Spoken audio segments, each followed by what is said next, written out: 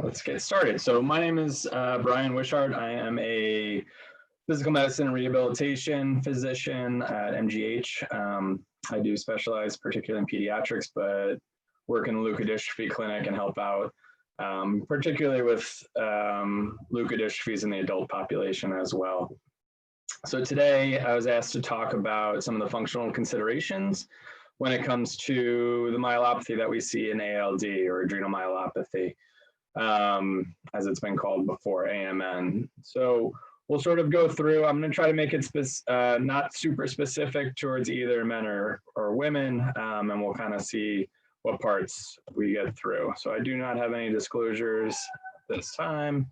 And our main goals will be looking at some of the common symptoms that we see associated with myelopathy, and then really looking at the two main aspects of things that I care for. So we'll look at tone management, and then we'll go a little bit more in depth into the bracing options that are out there for our gait and that sort of thing.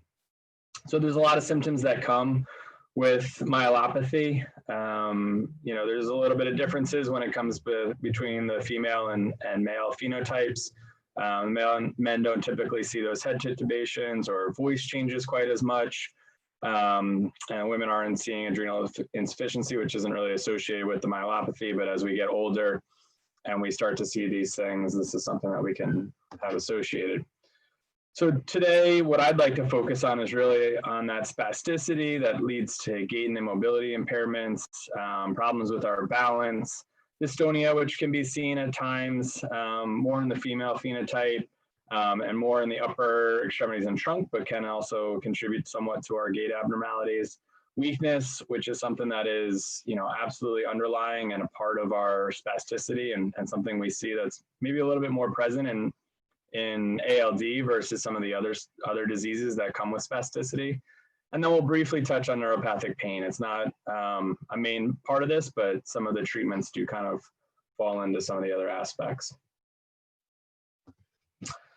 So just quickly, when we talk about walking, there's a few priorities or prerequisites, as it's sometimes described. Our goal with walking is to really coordinate all of our musculoskeletal system, using our nerves and that sort to move forward smoothly, efficiently, and keeping our head nice and steady, our eyes level, and making sure we're able to do this safely. So the big things that when I think about how we have to adjust our walking if there's changes, are really the stability and making sure that we're safe as we're going through these different aspects of our gait.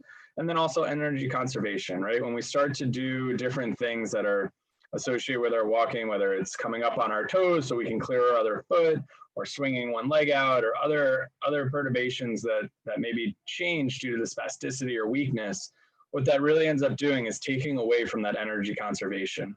When you look at typical gait patterns, the center of mass really stays within almost like a 2-inch radius as it's going through, and it doesn't go up and down all that much. It does not go side to side. And the purpose of that is to make it so it's as efficient as possible. And so if we can take that principle and try to maintain that as we're going through, and use our tone management, use our bracing, use any other sort of devices and that sort to maintain that energy conservation, it'll allow us to go further, do more, be more functional, and continue our lives as we want to without getting too tired.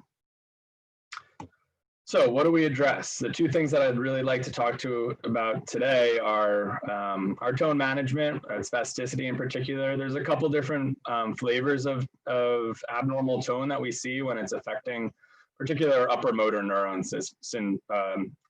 So our brain, central nervous system coming down into the spinal cord, which we'll see both in the myelopathy as well as kind of the childhood cerebral disease.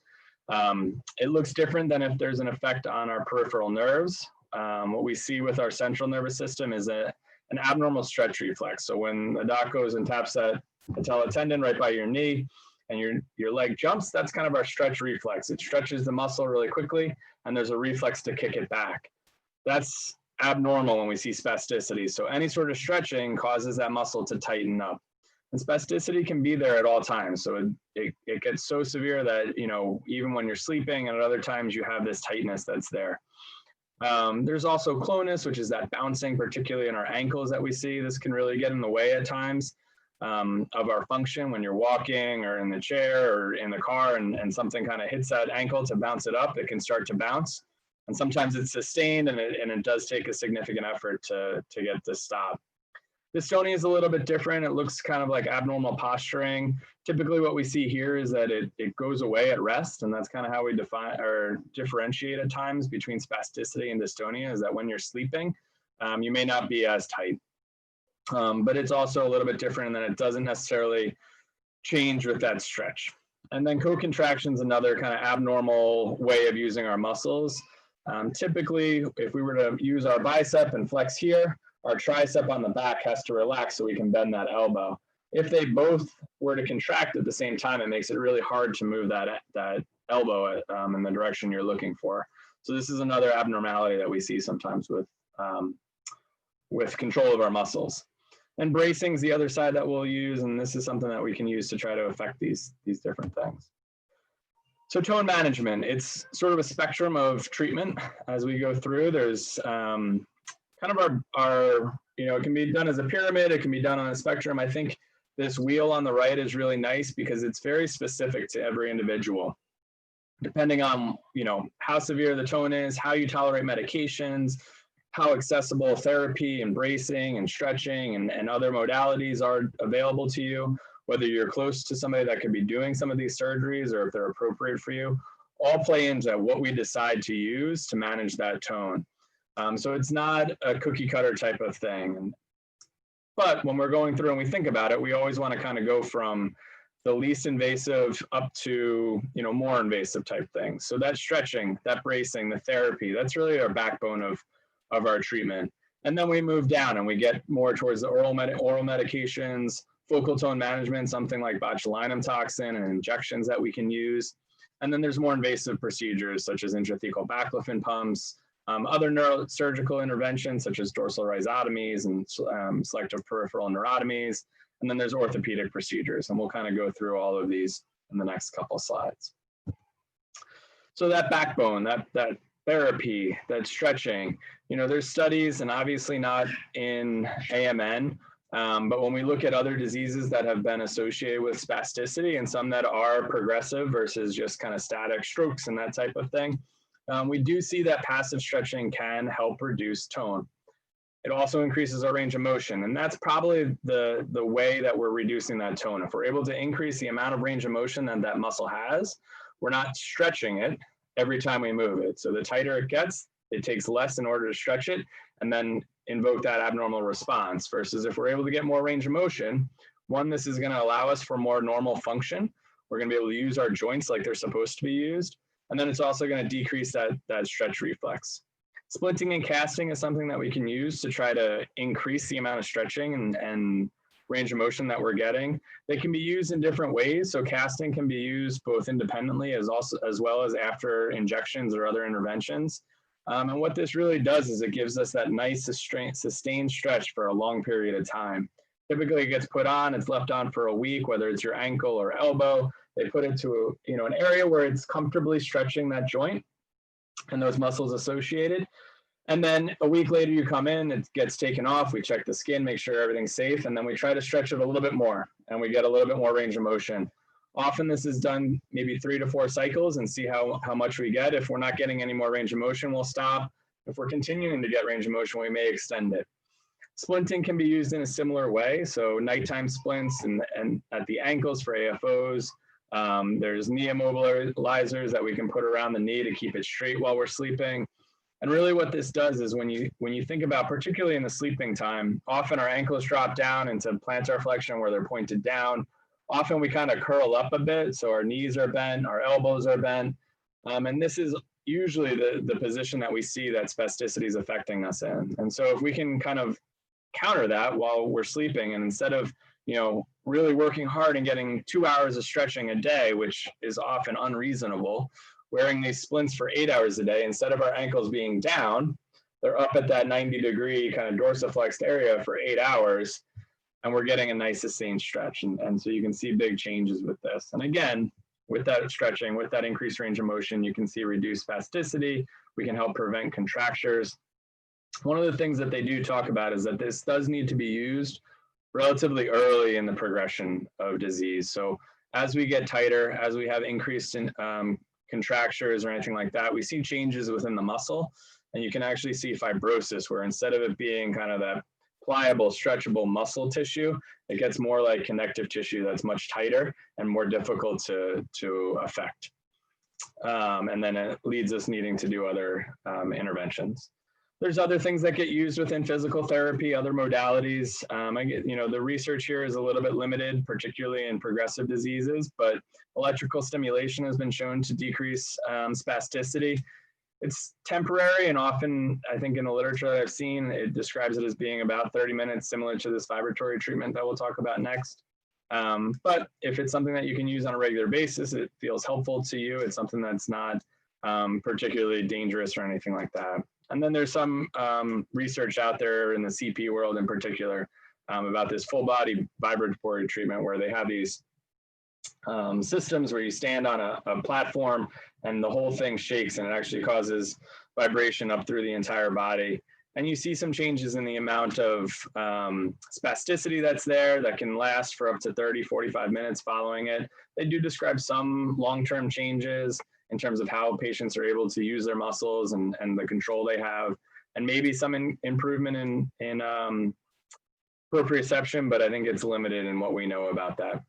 So there are other options out there, but they're not quite as well studied.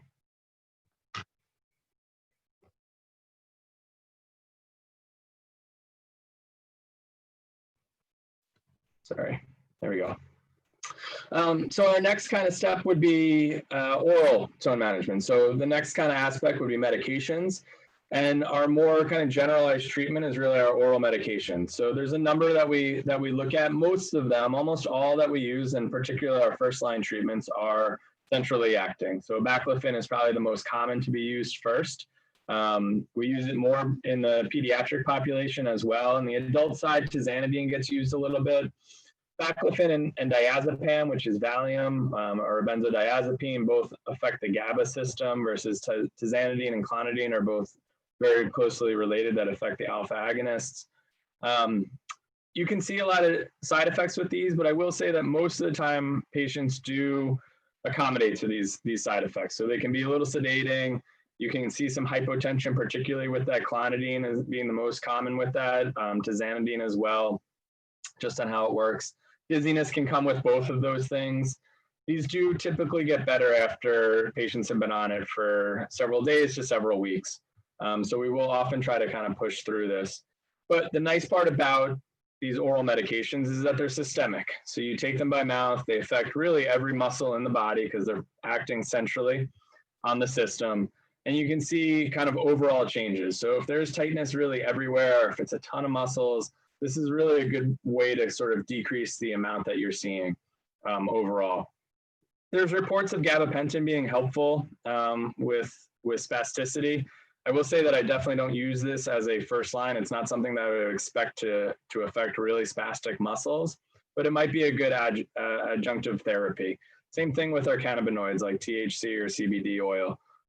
There's a lot of reports out there of them being kind of game changers. They'll really change how much tone you have and everything else.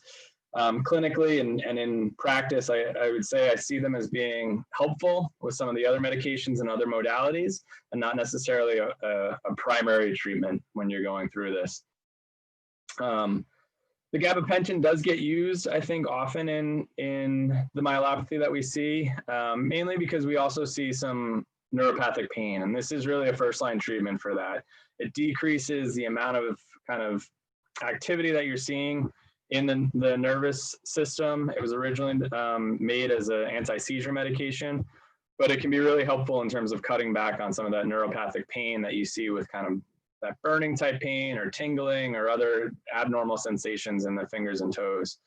So we do see this get used pretty frequently, and it may be helping with some of the spasticity in addition to that neuropathic pain. There is one peripherally acting medication that we use at times called dantrolene. It works differently. It functions on the calcium channel system in the skeletal muscle. So there's a lot of reasons to think about this as a big benefit, right? It's not affecting centrally. It doesn't kind of hit us where we might get that sedation and all of that. The big side effects for this is that it is hepatotoxic. So as we get into higher doses and potentially even at lower doses, it can really affect the liver. And so you need regular monitoring as you're going through this. And unfortunately, it's not sort of completely devoid of those central acting symptoms. So you can see sedation, you can see other centrally mediated side effects with this as well. So it doesn't get used as kind of a first line treatment. As we're going through, if we're finding that we're not having effect with those, or we want to try something else, and the patient's on a number of other medications, it's certainly an option and potentially a good option, but it's not usually our first line treatment when we think about spasticity. In terms of our focal tone management, this would be our next step. So if we feel like, oh, we have, not tone everywhere, our upper extremities feel great, our lower extremities, it's really just our ankle muscles or somewhere else, we can lean more towards this focal tone management. And this is our botulinum toxin. So there's kind of four different types of them. Onabotulinum toxin, which would be Botox. Obobotulinum toxin is Dysport. Inco is Xeomin. And then the one other one is Rimibotulinum toxin B, which is kind of not much different, but it's different than the other three as it's toxin B. And that's called MyoBlock in terms of its trade name.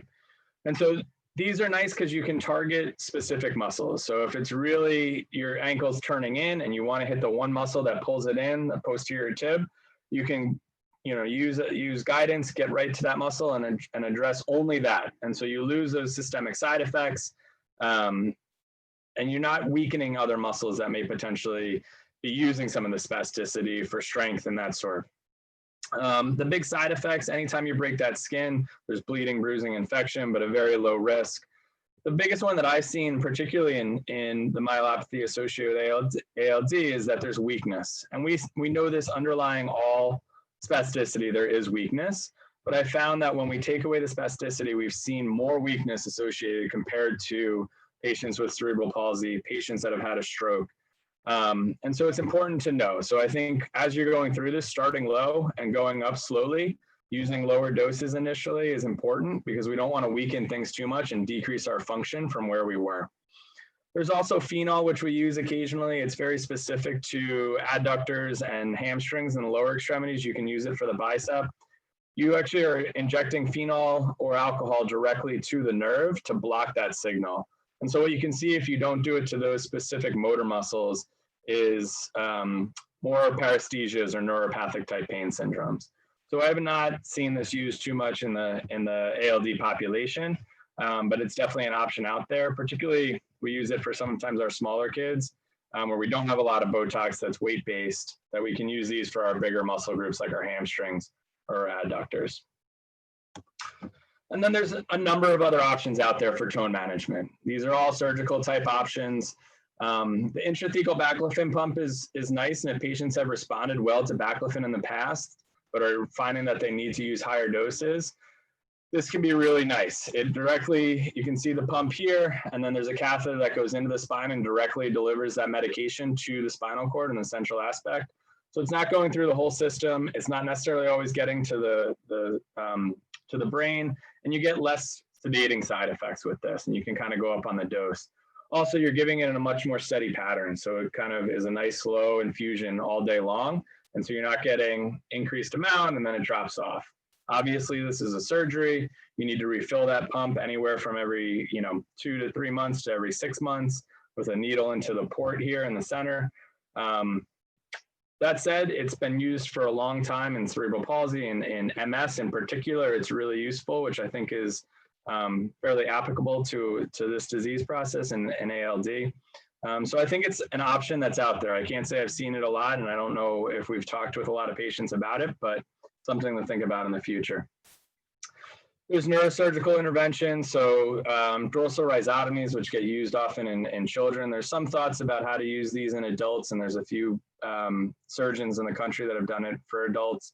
Definitely has not been done, and I think in a progressive disease, it's probably not the best option. And then there's these selective peripheral neurotomies, and this is something that's fairly specific actually to the paralysis center within MGH, that they go in and actually address the single motor nerves to specific muscles. So it acts very much like Botox or botulinum toxin, but it's almost more specific and it's permanent, which can have its pros and cons as we go through, and something to be considered. There's tendon lengthening surgeries if we have, very significant contractures or something like that. This is something we can talk to the orthopedic surgeons about. And really, they just cut the tendon, and you can see now it's a longer path. It actually does decrease our spasticity, and again, similar to that stretching where you're increasing the length, decreasing the amount of stretch that you're seeing. So an option if we're a little bit more advanced here.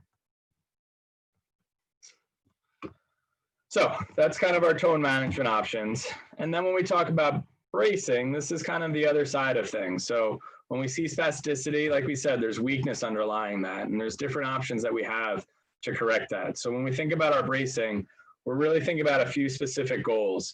Increased stability, improved alignment, accommodating for any deformities, improved efficiency and weakness in those muscles, potentially decrease pain if we're improving our mechanics. And overall, the goal is increased function. We're going to talk just about the ones that are kind of specific to our lower extremities. So these are the different ones, and we'll go through them quickly because this is going longer than I thought. So there's navicular cookies. We don't use a ton of these. These are really just inserts into the back of the foot to improve some of that alignment. The UCB, or the University of California, Berkeley labs, or biomechanic labs, foot orthosis. So this is kind of that longer foot plate. It does a better job at holding that back portion of the foot, and it also can accommodate for some of the forefoot adduction because it comes along the sides. When you look at this person on the right here, this is sort of when I start thinking about these first two. So you can see how that Achilles tendon is kind of bowing in on either side. And what can happen when you start to do that is you can start to affect upstream. So you can have knee pain, you can have abnormal biomechanics going up. And so if we're able to correct sometimes that bottom part and improve that alignment, we can actually improve our gait and our mechanics moving higher. The other one that we talk about is the SMO, or the supramalleolar AFO. And the thing that we see with this is that, from my standpoint, what I use it for is really that medial lateral instability. So it comes up over the ankle bones on either side. And if you're seeing instability side to side, this can do a lot for that. It's cut out on the back, right? So it comes out along that whole Achilles tendon, and there's not a lot of support on the front. So it's not doing a ton for us on that front motion in terms of bringing our foot up and pushing down, but it can be really helpful on the side to side. It also can do a better job at holding our foot into the right place if we have very severe flat-footedness or pes planus. You can do some things in terms of straps up higher that can help a little bit in that up and down motion, but it's not particularly made for that. If we have issues with that up and down, we really need to go up and get a better lever arm. So there's lots of different designs when we come to these AFOs. The most kind of simple is this PLS, or posterior leaf spring, that we see. The big thing here is it really is going to help us kind of bring those toes up. It might be a little dynamic in terms of pushing our foot off as we lean into it, but it doesn't do a ton in terms of controlling that foot, right? We've cut away a lot of that plastic that comes around that ankle. So if there's that medial lateral instability, this isn't going to help us all that much. We do have solid ones that don't allow movement here. They allow it here. So if there's a lot of weakness, a lot of difficulty, that may be an option, but it does limit our walking quite a bit. And then our hinged AFOs in the center here can be pretty valuable. So we can bring them around, we can control that foot, we can control some of that instability, but then also allow for motion kind of going up and down. They can put in different aspects of this, from plantar flexion assist to dorsiflexion assist. They can stop it in any direction. So this is probably our most useful and has the most utility, but it's bulky again, and it can be a little bit of a challenge. If there's issues with swelling and other things, there's options for us, including these double uprights that don't necessarily go up along the skin and get built into the shoe. So there's a lot of options as we go through. And I think the big thing to question is, what are we trying to achieve, right? Is it that medial lateral instability? Is it that we're having a foot drop? Is it we're trying to accommodate and control that tone? All of those things need to get taken into account as we're going through this. One thing that I found that's been helpful for a number of patients with adrenal myelopathy is the ground reaction floor brace. So this one on the right is how it was originally made. It was designed for patients with polio originally, and then they kind of cut it back. But the goal here is as we push on that toe and lean forward, it's actually going to push our shin back and keep our knee a little bit straight. It also bends a little bit, so as you're coming through, it gives you a little push off and can accommodate for some weakness. And then that pushing back of that shin actually accommodates for weakness in the quadriceps or knee extensors as well. Because you can imagine if we're keeping our shin back, it actually keeps that knee straight and can help with some of the strength up higher. And because of that strong push, sometimes one of the concerns is it actually blocks forward progress. So that shin doesn't come forward quite as much as we'd like, which can make some of our gait aspects a little bit more difficult. There's a couple other braces and supports and options that are out there. One that we've used a couple times with patients with AMN is this hip flexion device. When we see proximal weakness, we're having difficulty getting that knee up, moving that hip forward, advancing it as we go through. This is an option. It can be really helpful. I think that there's a lot of benefits to it, and it is relatively cheap, which is nice. I think it runs about $300. That said, it's a little bit bulky. It's a little bit cumbersome to get together. It's easily adjustable, which is really nice. But it's also aesthetically, I think, a little bit of a challenge. Nighttime resting splints we talked about a little bit before, and then there are options out there for truncal support, from hard body jackets to more kind of neoprene with metal stays and that sort of, we're seeing truncal instability, something that's used much more in the pediatric population than our adult side. So that's kind of a rapid run through of tone management and bracing again, but are there any questions or anything? I see maybe one hand raised, but I don't know how to do that.